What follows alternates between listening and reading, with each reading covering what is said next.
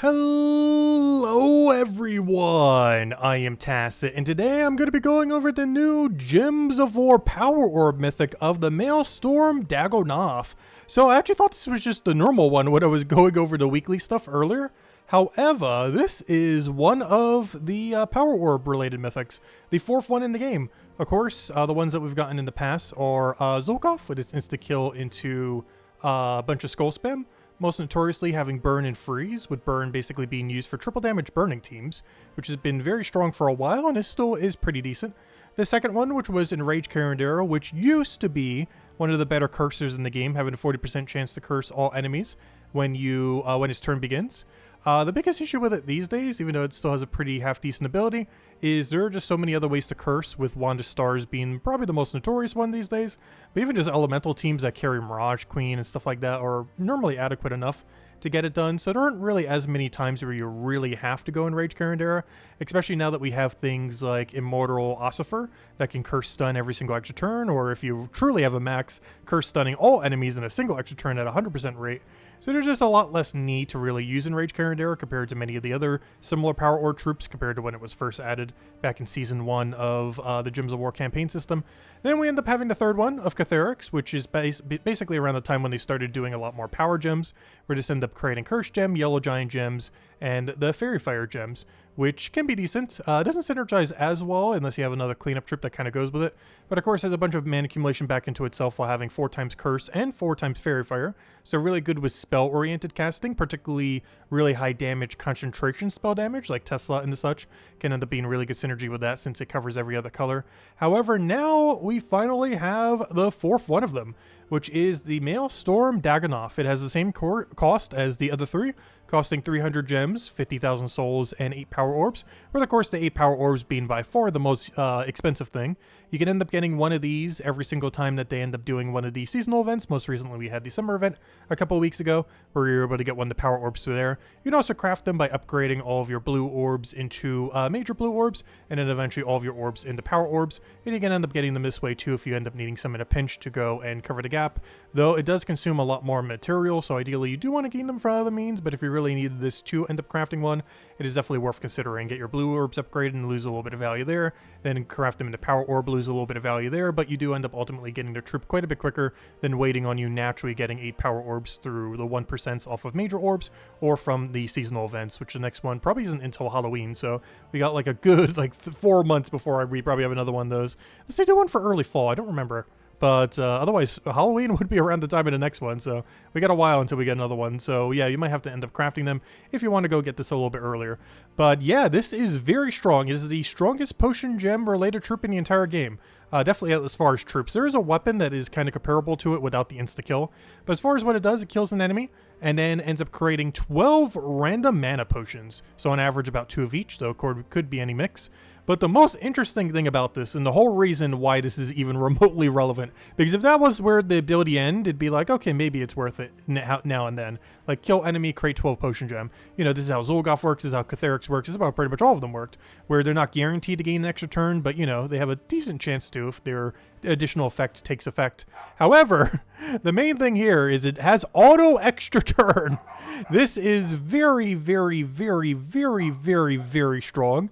Combining this with Invulnerable and Submerge gives it among one of the best trait setups of any troop in the entire game. We were actually mentioning this the other week too. I think I was even mentioning it with the normal Dago'Nath as well. In that I was mentioning like, oh, if only they would have given it like the bunch of immunities with the Submerge thing and like one other good trait, because that's basically what Arachnean Weaver had. And if it just had like a good ability to go with it, well, that's basically what this is. It has the Invulnerable, which is even better, immune insta-kill and everything else too. It has Submerge, so you're not going to be able to split damage it, you're not going to be able to full AoE damage it. And you can't even curse it either, because it has immune to curse off of the Invulnerable. And on top of all that, also gets to gain 5 to all points when matching a skull, which isn't as good of a final trait, but with the other two being so good, it doesn't really need it. But yeah, this is a powerhouse of an ability. By far the best of all these insta-kill troops. Still situational when you bring it out, but the auto extra turn carries it very, very hard. So let's go show a couple different teams for it. We'll actually start with the low rarity team, because oddly enough, this is a very accessible team. Obviously, we need to get the 8 power orbs, but beyond that, this is pretty accessible. Wand of Stars does not need to be used. You can simply just use a mana accumulation weapon that covers whatever colors you aren't already using. The main two being red and yellow. So just use a red, yellow, explodey weapon and you'll be fine. Like if you go to your weapons, go to weapon, go to explode ideally, type in red, yellow, all color, and anything that has explode here should be fine. Like all the mass explodes, like Flail of Guard, probably the best one actually of all of them. But if you have Moon Shard, if you have Stone Cutter, the Underminer, or the Watcher's Blade, all these would be perfectly fine to use as a alternative to Wand of Stars. But of course, if you have Wand of Stars, you use Wand of Stars and that covers every color. But here we're using a pretty standard Box Strider Leprechaun build, very accessible, literally a common with just an ultra rare, really, really low rarity. Weapon is just any of the ones that we mentioned there in the red-yellow category, or Wand of Stars if you happen to have access to it. And that's pretty much a game plan. We just immediately cast Leprechaun, go get all of our mana we need, or Box Strider. If we get Box Strider for free, that works too. And now we just go from here. We have auto extra turn on this, so all we have to do is cast it. If we do not get full mana into it, we would simply go and cast Box Strider again, or at this point, I guess technically Leprechaun too. If you happen to need it for whatever reason, you can curse all enemies or bless your entire team if either are needed. Like let's say we're frozen right now, we can go and of course get rid of freeze, and boom, now we have immune. Now we got rid of our freeze hypothetically, and then we just keep going for the insta kill, clear out the entire board again, rinse, repeat, and just kill out the entire enemy team. This is of course a bit slower than the alternative in some game modes. Of course, in something like this, while this is a very accessible team compared to Flower Dragon with Pharaoh, which is in drop table this week, or is in Soulforge this week, this is generally going to be way quicker because it's hitting everything simultaneously. It's a big issue with single target in general in the current state of game, in that the momentum of a lot of battles is so quick that killing everything simultaneously is still often way quicker than killing things one at a time. And it is basically his biggest downside, is that he can only kill one at a time. Obviously, this is really good in high statted game modes or earlier on in the game. So if you're ever doing like really high faction level, or any game mode that scales really high, or if you're just earlier in the game and lack a lot of the better options to be able to build like the more expensive teams, it's going to be a really great option, because that team we just showed, very, very, very straightforward. Literally just Box Strider Leprechaun with whatever utility weapon you could fit there to go get more mana, and then just getting the 8 power orbs together to craft this, as he really doesn't cost anything else. 50,000 souls is basically free, and 300 gems is basically free these days. You can get those pretty accessible. It's just really the 8 power orbs is the hard grind. But hopefully you can open all your Vault keys from last Vault event weekend and get the supplies from that. Otherwise, next Vault event weekend, whenever that rolls around, might want to go grind it to go get the rest of the material we need. Also, did I just actually use the same team again? I did. I meant to use the mid-rarity team. So I did want to show a team with double of him. Overall, I would say it is not worth getting double. I don't think you're really going to need double of him. However, I did just kind of want to show it just to see what it can end up doing for any of you that are tempted to go for 2. But from what I've seen from it so far, it is probably not worth the double. Teams like this already have enough loop with way lower rarity, with way lower costs, that I don't really think you're going to need the second one to really bother building a team out of. But it is an option. One thing to consider with it too is because of his all of immunities, you could technically put like 2 of them in your team in a way that's positioned so that you have a bunch of immunity. Like for example, I didn't show it with this build composition, but you can do a kind of composition where you put them in the front and the back, so you have immune to insta-kill in the front and immune insta-kill in the back. So you can kind of adjust it as you need. But for this, we're basically just doing is kind of similar team before, but without an empower. So we are going to have a little bit of a slower turn 1. We are going to have like a turn 1, turn 2 where we are going to have to grab our mana, unless we get a really lucky starting board and we just get it going off the start, which works out amazingly. Of course, we'd go for another Bork here, or we'd go for Wand of Stars to get our immunity. In a game mode like this, we obviously don't need it as much, but if this was PvP or something, you would of course need that very much to make sure that you don't end up getting hit by it. Then you just go and board clear like you would with the Box Strider earlier. Now we have our double insta-kill, so instead of having to go and do mana accumulation again, we can simply do this. Ideally, in this situation, the manas would get us to full mana here. We did not get full mana, however, we could just go grab a few more gems. Hope that gives us enough. I should just went for the mana accumulation. But anyways, go for the insta-kill.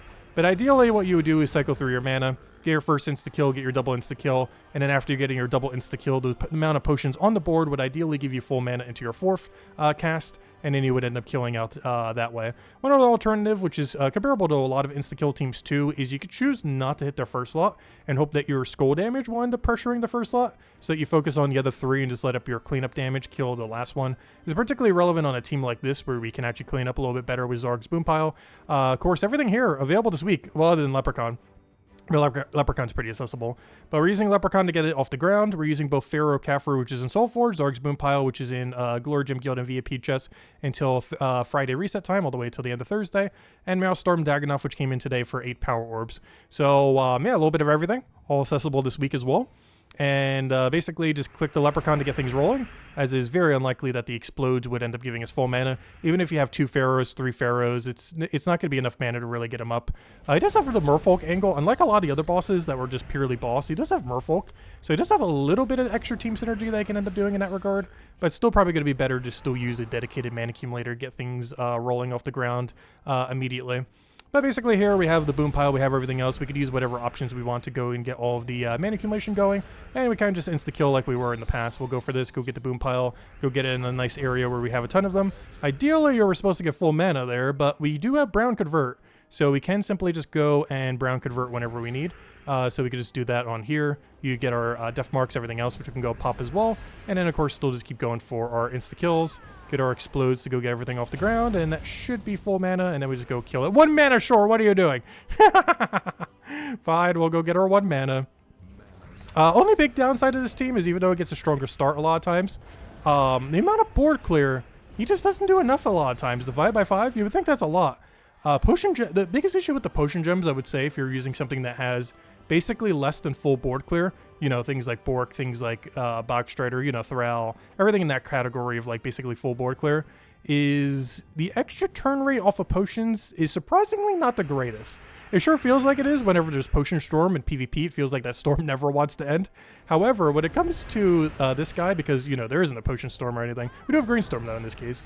But since there's no Potion Storm to really go with it, you kind of need that other thing to kind of offset it. And that kind of thing to offset it is generally going to be something that can full board clear. And the best ways to do that are Bogstrider, Thrall, Leprechaun. Bogstrider, Thrall, I'm forgetting the other thing. Bork. Bork was the other one. And any of those that have just a mass destroy for full mana are going to be your main ways to go for really clearing it out for him. And the good thing about that is it is far cheaper.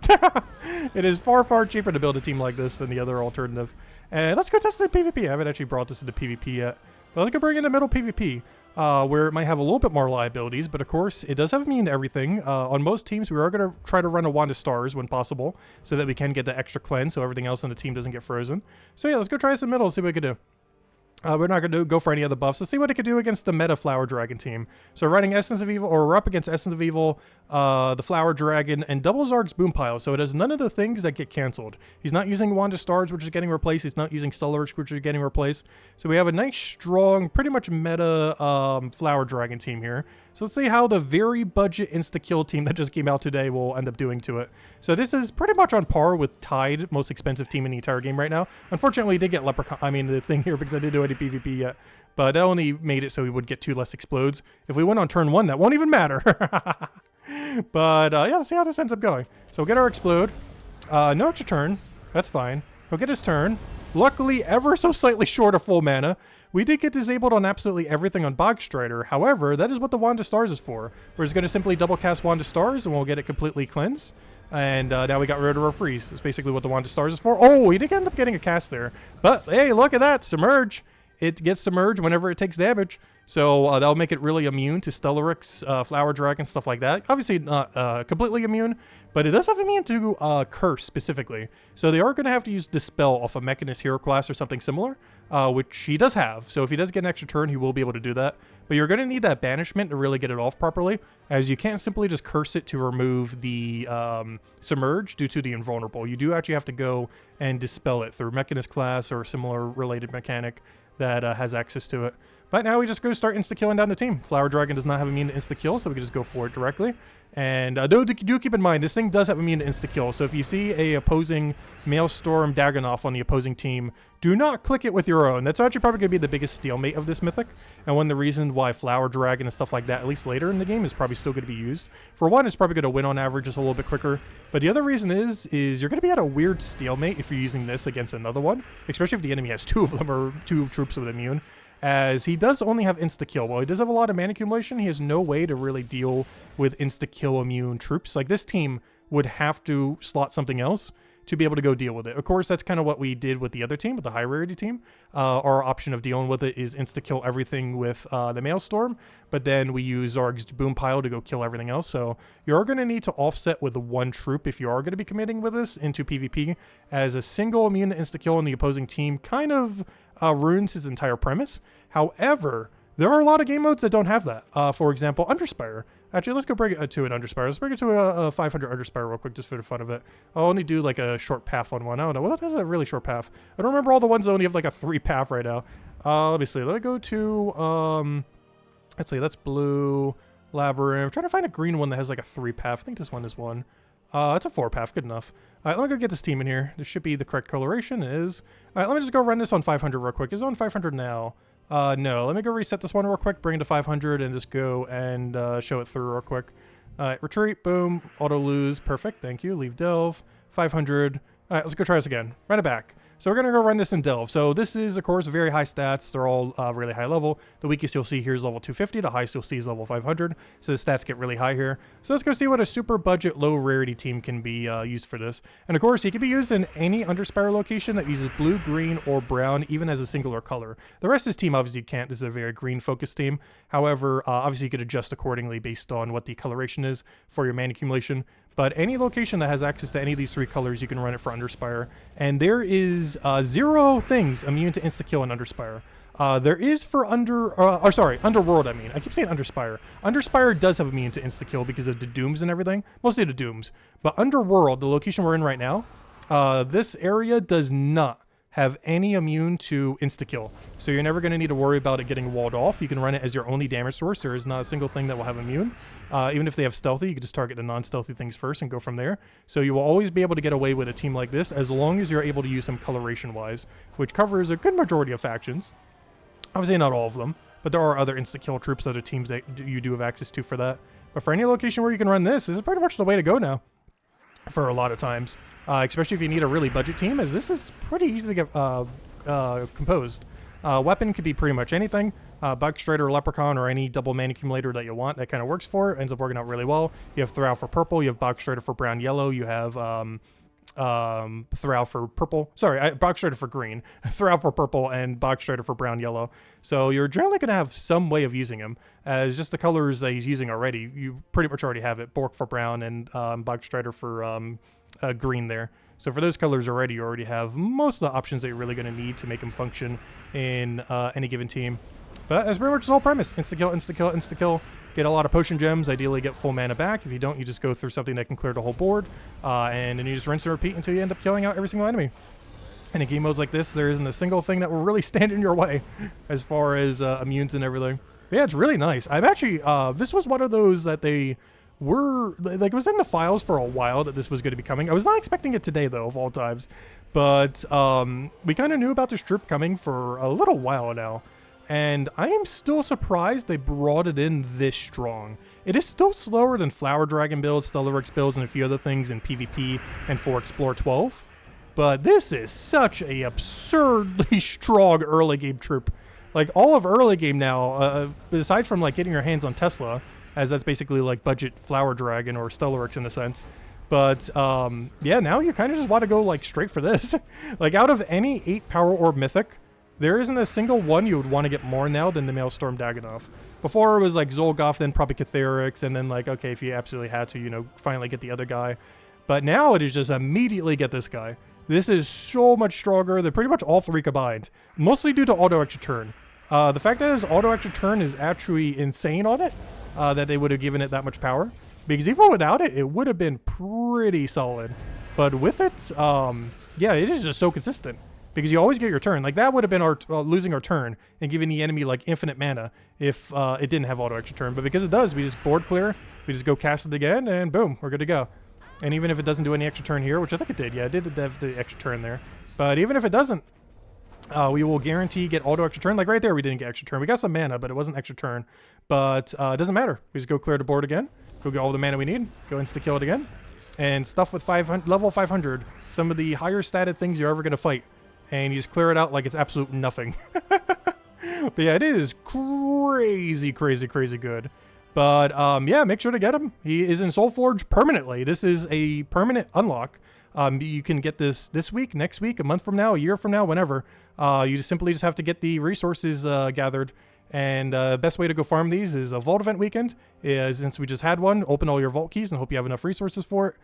With the biggest thing being Power Orbs. And of course, if you don't already have the Power Orbs, If you don't want to wait for them, you can convert your blue orbs into bigger blue orbs, losing a little bit of value, but getting them into bigger blue orbs, and then the bigger blue orbs into your power orbs to end up getting all 8 of the remaining power orbs, or however many you need to go craft the rest so that you have 8 of them.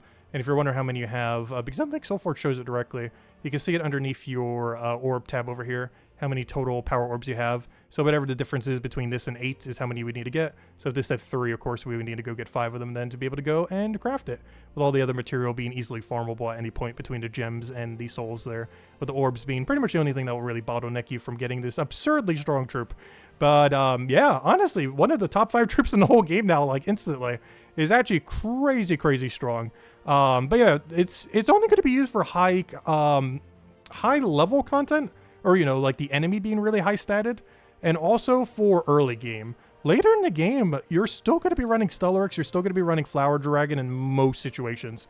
It is still going to be quicker to be running like a double Pharaoh into Flower Dragon for a lot of stuff. It's still going to be quicker for PvP a lot of times to be running Stellarex into Takshaka. But if you have no other option, or if you're in a game mode that goes really high, or if it's just a Merfolk event week and you need to go run Merlantis or Merfolk for something, it is going to be a really good option. But yeah, if the main options for endgame is mostly just Underspire, then you're going to be using it for, so I keep saying Underspire, I mean Underworld. It literally says it right there. But not Underspire. Underspire is immune to insta-kill. Don't run it there unless you have to for a game mode. It would still be strong, but there are things that have immune to it. But Underworld, insanely good for it. Explore 12, if you don't have any of the really good options, if you don't own Tesla, if you don't own Stellarex, if you don't own Flower Dragon, probably your best option for Explore 12. And potentially PvP, if you lack some of the better options for any given game mode or anything like that. Going to be a really strong option to bring into various colorations, like let's say green, for example. You can obviously build some very strong green teams. So the team we just had was pure green that we're showing, the low rarity team. So for areas like that, you can run it. Obviously, you can run it for Central. I would say the biggest instance where it's going to be pretty good for PvP is anytime an area has higher stats. So whenever they have the Blood Frenzy gaining that extra stats, I believe it's 50%, yeah, 50% extra stats. Instances like this where you are allowed to use it, obviously not this restriction, but let's say that Blood Frenzy was like on green or something. The 50% extra stats, it makes it a little bit more viable running insta-kill rather than running full AoE damage against it. So in situations like that, it's going to be pretty good. It'll also be pretty good if a lot more Submerge counters ever come into the game. Obviously, he himself is a Submerge counter, or, you know, in the fact that he has Submerge, as in a counter to things that hit all enemies simultaneously. So they are probably going to, because of how strong they already are, you know, Flower Dragon, Stellarex, stuff like that, they are likely going to be adding mechanics in the near future that would be making them weaker. Even just this Mythic alone technically makes them weaker due to having Invulnerable plus Submerge. So over time, the power of stuff like Flower Dragon, Stellarex, and the such is potentially going to go down, and when that goes down, we got the replacement waiting with all of its insta-kills. But yeah, his biggest flaw overall is other things that have invulnerable. So basically, if we go over here, anything on this list are the main things you want to look out for. Anything with the invulnerable trait. So this includes the Dooms, which is most notable in Underspire, and I do mean Underspire, not Underworld, Underspire, as there are Tower of Doom battles that do have immune. And Rage Carindare, if someone ever uses it, all of the Immortals have immune to insta-kill, assuming they're traded. Some of the people might not have them traded enough. Like, I don't have this new one traded enough. But once they do all have Invulnerable, once people get them that far. There's also Leona's Tower, of course, it itself. And was there not another? I thought there was like one more. Wow, the list is really small. I keep forgetting it's so few. But yeah, it's just all mortals, the 6 Dooms, the Maelstorm Dago'Nath, and Leona's Tower. With the most likely one that you're going to be seeing in most situations is going to be one of the Immortals, since you're going to need one per team. Plus, of course, it itself of Maelstorm Dago'Nath, which is going to lead to some really strange battles if you're in a Maelstorm Dago'Nath versus Maelstorm Dago'Nath, as you will need some way to go clean up the remaining troop. But you can just use whatever single target damage source you have. Don't use split damage, though, because split damage, even when there's only one enemy left, he'll still end up dodging it because of aquatic. But yeah, overall, great Mythic. We'd love to hear what you guys have been doing with it as well, because this thing is absolutely insane and changes early game so much. Like, all of early game now is basically just rush this. Like, aside from all the questing and everything, you want to get your hands on 8 power orbs to craft this pretty much immediately, as it's pretty much a full package of everything you would need in a troop. Has auto extra turn, has a bunch of mana accumulation for your entire team, has all the damage you would ever need as long as the enemy does not have immune to insta-kill, has immune to basically everything, can dodge like all the meta troops that hit everything simultaneously, from Tesla to Flower Dragon to Stellarex, all those kind of things. And on top of that, you even get some free stats. Not like it uses most of that, but, you know, a little bit extra durability to not die with. And yeah, overall, great troop. All the teams are in the description and pinned to comment if you want to go copy paste any of them. And yeah, make sure to go get yourself one of your own. and it will be in SoulForge for forever. So any week you feel like, if you don't have the resources now, you can get it whenever, and just craft it immediately, and boom, you're good to go. But yeah, great Mythic, and I'll catch you all later. Goodbye, everyone, and thanks for watching.